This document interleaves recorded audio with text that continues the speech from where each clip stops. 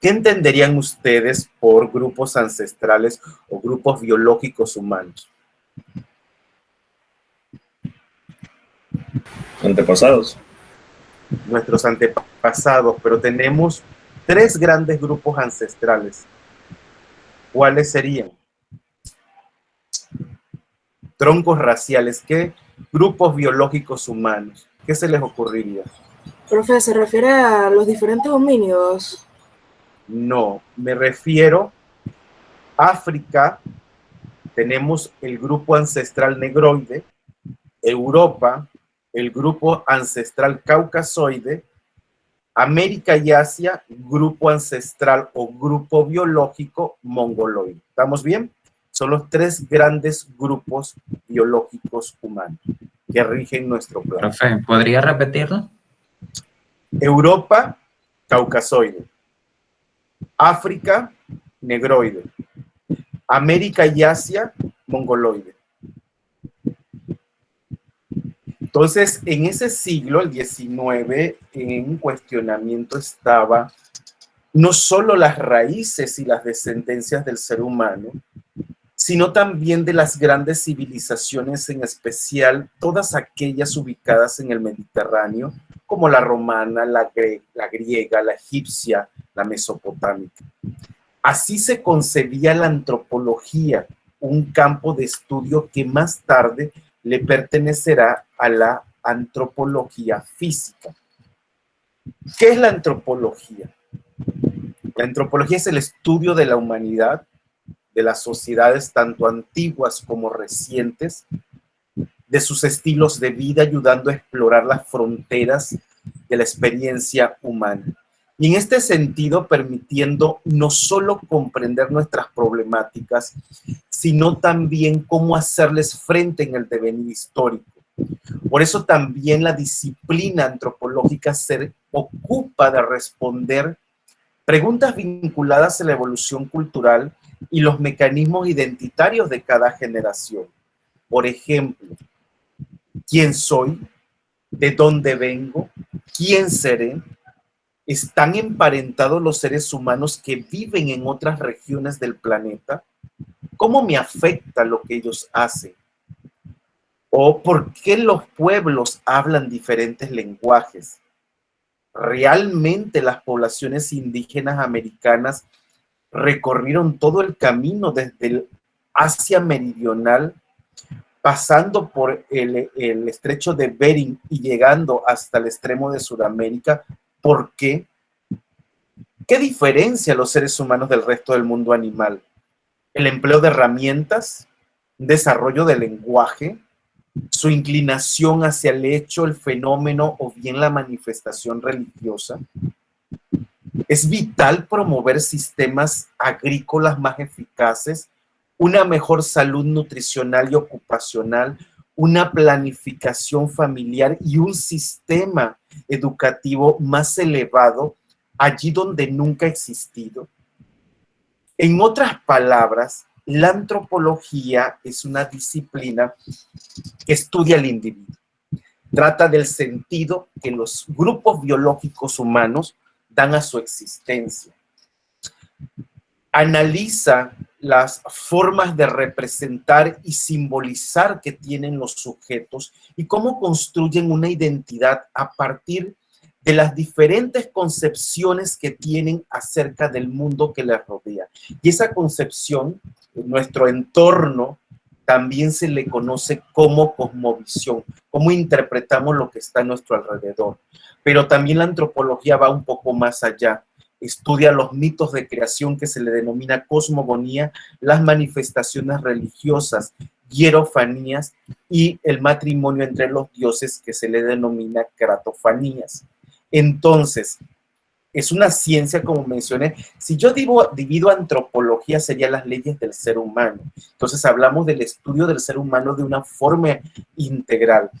Y la aspiración de la antropología es producir conocimiento no solo sobre el hombre y la mujer como parte de una sociedad, sino también sobre la evolución biológica de nuestra especie, los modos de vida de los pueblos, las estructuras sociales y la diversidad de expresiones culturales y lingüísticas.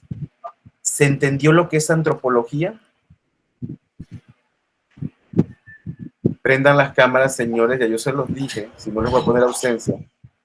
¿Quién me define antropología sin tener que llamarlo? ¿Qué entendieron? Profe, ¿no sería el estudio de los inicios de la humanidad? No, porque involucra tanto poblaciones actuales como poblaciones antiguas, las dos cosas. Y obviamente como también parte de lo que es la evolución, no solamente humana, sino también la parte biológica, sino también la parte cultural. De todas las disciplinas que existen en este planeta, la única que se define como la ciencia que estudia al ser humano es la antropología. Por eso les puse definición literal, estudio del ser humano, leyes del hombre. No hay ninguna disciplina que se defina así. Entonces, ¿qué estudia la antropología? Y me dice, quiero saber si van a entender. Al hombre. Al ser humano, ¿qué más? Sería como estudiar la humanidad, tanto las sociedades presentes como las pasadas, y también las diversas culturas y sus formas de organización. Y sus formas de cómo representan y simbolizan con relación a su entorno. ¿Ven un diagrama? Ahí está la antropología y sus 5 grandes divisiones. La arqueología, que es el estudio de la cultura material de las poblaciones pasadas, quiere decir cestería, orfebrería, edificaciones, etc. La antropología social y la etnología prácticamente estudian calidad de vida, tradiciones, costumbres de sociedades actuales. La lingüística estudia los patrones de la lengua, todo lo que es la gramática y la sintaxis, y trabaja también en la recuperación de esas lenguas que han ido desapareciendo. Y sobre la línea que me voy a ir es la antropología física. Tanto la arqueología como la antropología social, la antropología física y la lingüística tienen apellido forense como especialidad. Aquí me voy a enfocar en las 3 de la izquierda, más la que está en el centro, que proviene de la geología, la tafonomía forense. ¿Estamos bien? Voy a empezar primero con lo que es la antropología física o biológica, que es la más cercana a la medicina. De hecho, muchos de los modelos teóricos que tiene hoy día la medicina fueron heredados desde la antropología de la salud, de la medicina tradicional y de la antropología forense. En el caso de lo que es la antropología física o biológica, estudia la variabilidad de los grupos humanos en diferentes regiones del planeta, desde la antigüedad hasta hoy día. Me refiero a variabilidad humana, a que nos parecemos, pero no somos iguales. ¿Qué entienden por eso? Nos parecemos, pero no somos iguales. Profe, que nos parecemos biológicamente, pero no físicamente.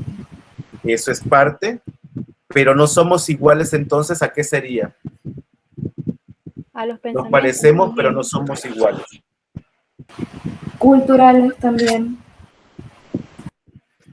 ¿Alguien más? Rasgos físicos. Eso sería la que nos parecemos. Pero no somos iguales porque tenemos formas de pensar totalmente diferentes.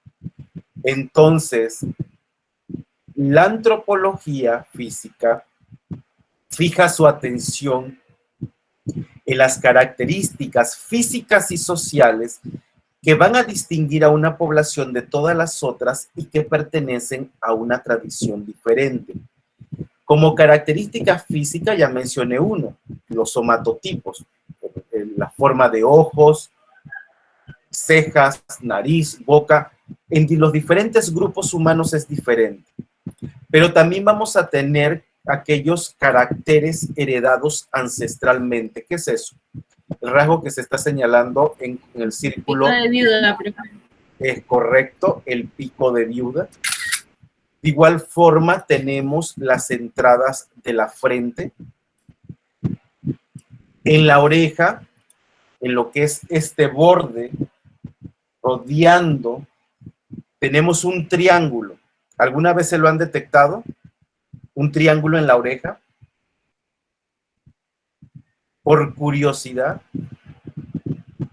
No. Busquen en el contorno de la oreja. ¿Cómo van a saber si tienen cáncer o no si no se tocan? Revísense. Todo mundo tiene ese triángulo, unos más sobresalientes, otros menos. Esto se le denomina el tubérculo de Darwin. También tenemos lo que son los dedos supernumerarios y una sutura que es muy particular de las primeras infancias, que divide el frontal en derecho y en izquierdo. ¿Cómo se llama esa sutura? Metópica. Metópica, la sutura metópica. Muy bien, y como características sociales podemos tener prácticas culturales relacionadas con la reproducción, el matrimonio, todo lo que tiene que ver con el sacrificio y autosacrificio humano, el infanticidio, la edad de entrada a la unión y a las relaciones sexuales, las diferentes concepciones en torno a la muerte que existen en las culturas, la fertilidad, la mortalidad, la fecundidad, la esperanza de vida, entre otras. Una de las características más interesantes que es evaluada por los antropólogos en esos aspectos sociales tiene que ver con los cultos a la muerte y la ofrenda de muertos. Les voy a explicar muy rápidamente en qué consiste esto. El culto a los muertos se ha manifestado en diferentes culturas en todo el mundo, pero en las culturas indígenas del continente americano no ha sido de menor importancia. Así, la visión y la iconografía sobre la muerte son notables debido a ciertas características especiales, como el sentido solemne, puede ser festivo, puede ser jocoso, religioso, que se ha dado a ese culto y el cual pervive hasta nuestros días. No sé si ustedes han tenido la oportunidad de ver estas tradiciones cuando alguien se muere en Bocas del Toro o bien en la provincia de Colón. ¿Alguna vez han tenido esa oportunidad? Tiende a ser muy festivo, de hecho. Entonces, la muerte es un personaje omnipresente con una riquísima variedad representativa, desde puede ser diosa, protagonista de cuentos y leyendas, puede ser un personaje crítico de la sociedad y dependiendo también de la cultura en Latinoamérica puede ser hasta invitada sonriente a nuestra mesa. Entonces, las culturas indígenas americanas concebían a la muerte como una unidad dialéctica, este binomio vida-muerte, lo que hacía que la muerte conviviera en todas las manifestaciones de su cultura, que su símbolo, que su glifo estuviese o apareciese por doquier y que se le involucrara en todo momento y que se representara en una sola figura, y es lo que ha hecho que su celebración siga viva en el tiempo. Es así una ardua tarea entender la muerte y su significado, labor que abarca momentos de innumerables reflexiones, rituales y ceremonias de diversa índole, lo que ha erigido el máximo símbolo plástico de la representación de esta festividad es el altar de muerto, que es el que ustedes están viendo. Del lado izquierdo es un altar de muerto de 3 niveles, el otro de 7 niveles. El de la izquierda representa los 3 planos del cosmos, plano del inframundo, plano terrestre, plano celeste, y el de la derecha representa los 7 pecados capitales, gula, soberbia, lujuria, etc. Entonces, los orígenes de la tradición del Día de Muertos son anteriores a la llegada de los españoles, quienes tenían una concepción unitaria del alma, concepción que les impidió entender el que los indígenas atribuyeran a cada individuo varias entidades anímicas y que cada una de ellas tuviera al morir un destino diferente. Y dentro de la visión prehispánica, el acto de morir era el comienzo de un viaje hacia el Mictlán, que es el reino de los muertos descarnados o inframundo, también llamado Xomayán, término que los españoles tradujeron como infierno. Y este viaje duraba aproximadamente unos 4 días. Al llegar a su destino, el viajero ofrecía obsequios a los señores del Mictlantecutli, que es el señor de los muertos, y su compañera Mitecacihuatl, que es la señora de los moradores del recinto de los muertos. Y estos los enviaban a una de 9 regiones donde el muerto permanecía un periodo de prueba, de aproximadamente unos 4 años, antes de continuar su vida en el Mictlán y llegar hacia el último piso, que era el lugar de su eterno reposo. A esto se le conoce obsidiana de los muertos. Entonces, gráficamente, la idea de la muerte como un ser descarnado siempre estuvo presente en las cosmovisiones indígenas, de lo que hay registro, por ejemplo, en Mesoamérica, como etnias como la mexica, la maya, la olmeca, entre otras. Durante esa época era común la práctica, tal cual como ustedes lo ven en las imágenes izquierda y la central, el conservar los cráneos como trofeos y mostrarlos durante los rituales que simbolizaban la muerte y el renacimiento. De hecho, el festival, que se convirtió en el Día de Muertos, se conmemoró, según Fray Bernardino de Sahagún, en el 9º mes del calendario solar mexica, es decir, que inicia en agosto y se celebra durante todo ese mes. Vean la perforación del parietal en el cráneo central. Entonces lo que hacían es que utilizaban cañazas e iban metiendo cráneo por cráneo y hacían columnas hacia arriba. Para los indígenas, la muerte no tenía la connotación moral de la religión católica, en la cual la idea de infierno o paraíso significa castigo o premio. Los mexicas creían que el destino del alma del muerto estaba determinado por el tipo de muerte que había tenido y su comportamiento en vida. Por citar algunos ejemplos, las almas de los que morían en circunstancias relacionadas con el agua se dirigían al Tlalocan o paraíso de Tlaloc, los muertos en combate, los cautivos sacrificados y las mujeres muertas durante el parto llegaban al Omeyocan, que es un paraíso del sol presidido por Huitzilopochtli, que es el dios de la guerra. El Mictlán estaba destinado a los que morían de muerte natural. Los niños muertos tenían un lugar especial llamado el Chichihuacuaco, donde se encontraba un árbol de cuyas ramas goteaba leche para que se alimentaran.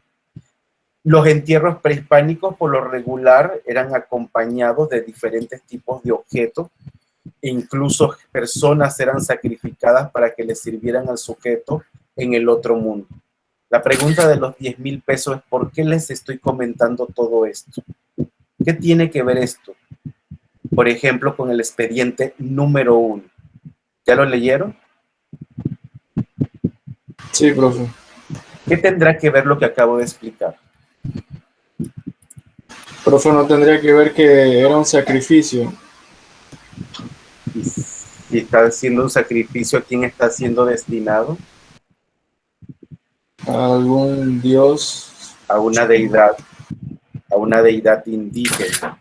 Entonces, cuando usted está frente al juez, usted tiene que contextualizar toda la información para saber qué sucedió, qué fue lo que pasó, reconstruir los eventos finales de un hecho presuntamente delictivo.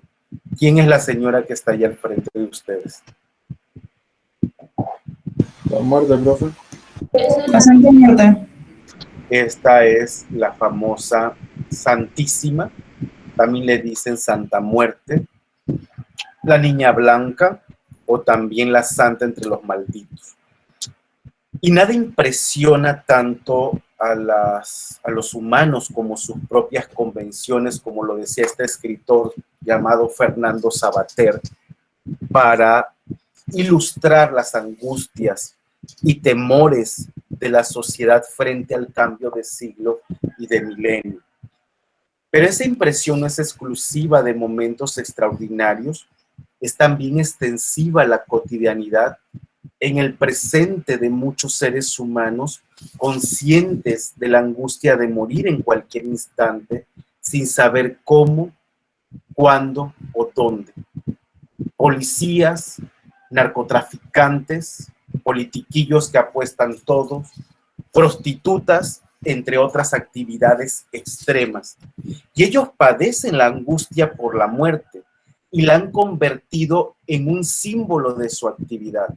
Saben que no pueden pensar en un mañana, sino en un presente permanente. Todo es presente, una sucesión de presentes que en cualquier momento puede interrumpirse. Entonces, en las actividades delictivas hay un desprecio por la vida, la propia y la de los otros. Los delincuentes saben que eliminar a otros puede desembocar en que mañana sean ellos las víctimas. No resulta gratuito entonces que cada mañana nos enteremos en los periódicos latinoamericanos de ajusticiamientos, de vendetas, de ejecuciones y suicidios en este submundo de lo excluido y marginal. Pero es el desprecio por la vida, no es algo sin sentido. Diría yo que es la muerte la que reivindica la vida. Si la muerte careciese de sentido, sería tanto decir que la propia vida no la tuvo. Cuando alguien muere de manera violenta, ustedes han escuchado por allí, se la buscó o se lo buscó. ¿Cierto o falso? Cierto, profe. ¿Nunca habían escuchado esa frase? Nada más su compañero. Sí, profe. Siempre Sí, se dice sí la he que escuchado. estaban metidos en malas cosas. Sí, profe. Que estaba metido en malas cosas. Es cierto. Andaba malos pasos. Andaba malos pasos. Es cierto, cada cual tiene la muerte que se busca, la muerte que se hace. Puede ser muerte de cristiano, muerte de perro, son maneras de morir que reflejan maneras de vivir. La muerte es intransferible como la vida, y como dice el dicho, dime cómo mueres y te diré quién eres. Entonces, particularmente este culto inicia en los Estados Unidos de México y de ahí se extiende a Estados Unidos, Guatemala y buena parte de toda Latinoamérica. De hecho, en Panamá ya se observa bastante cultos tanto de ofrendas de muertos como de la Santa Muerte. Entonces, es una representación extendida y culturalmente aceptada. Hay una tradición de muerto que es el 2 de noviembre, donde podemos encontrar un sinnúmero de litografías de posada. Pero es en el mundo de los malditos, de la delincuencia y el asesinato, donde la muerte adquiere relevancia. Y frente a ese mundo cerrado y sin salida, la muerte es la única certeza. Y en este mundo es necesario proteger la vida, rindiendo culto a la muerte para implorar su protección, para que al menos la vida no sea tan sufrida y la agonía no carcoma el sentido de vivir. Hay casos extremos, ahí estaba, del lado derecho aparece la residencia en el culto de la muerte. Este es el caso de los narcosatánicos, a finales de los años 80, fueron aprehendidos por el asesinato de varias personas, entre ellas el sobrino de un senador estadounidense, rituales satánicos. La sede de operaciones era la ciudad de Matamoros en el estado de Tamaulipas, de hecho un estado que colinda con los Estados Unidos de América. Su actividad principal, el narcotráfico y el secuestro, además de las armas, las influencias políticas. El grupo también se dedicaba al culto satánico para asegurar el éxito de sus operaciones. Y en sus rituales se llevaron a cabo asesinatos de seres humanos y el posterior uso de los huesos de sus víctimas como amuletos. El final de este grupo fue bastante trágico. Muchos murieron a manos de la policía en la Ciudad de México, otros murieron en las cárceles o bien todavía siguen pagando condenas en centros penales de máxima seguridad. Y pues a más de 30 años de haber sucedido todos esos hechos, los ritos satánicos se han extendido en toda Latinoamérica, tanto en tiempo y en espacio. Se han detectado bandas que recurren a este tipo de rituales para invocar la protección de la muerte.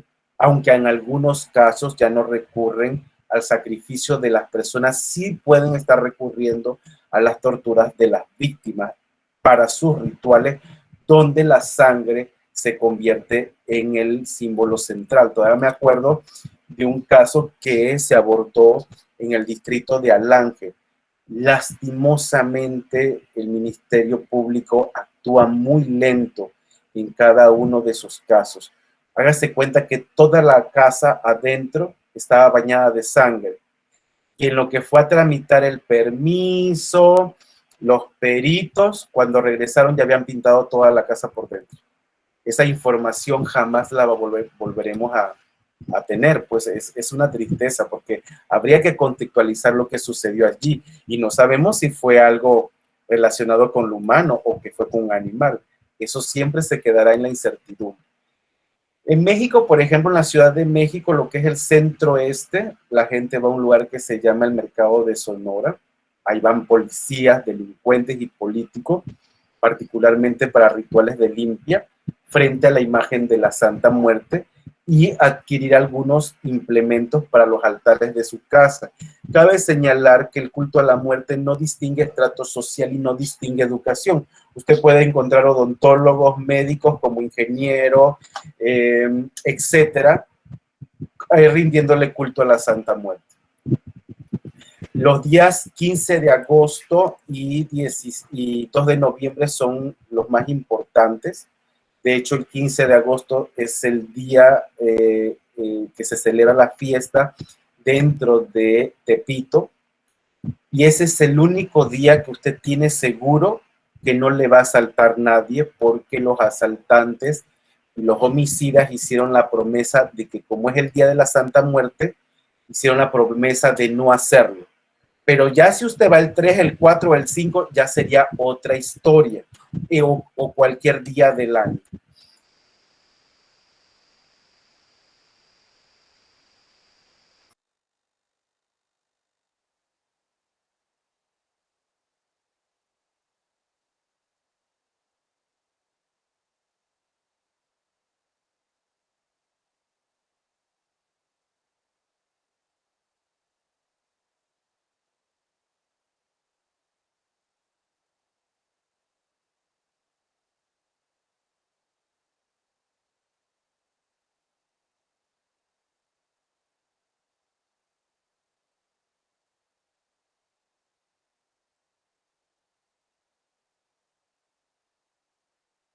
Profe, se le fue el audio.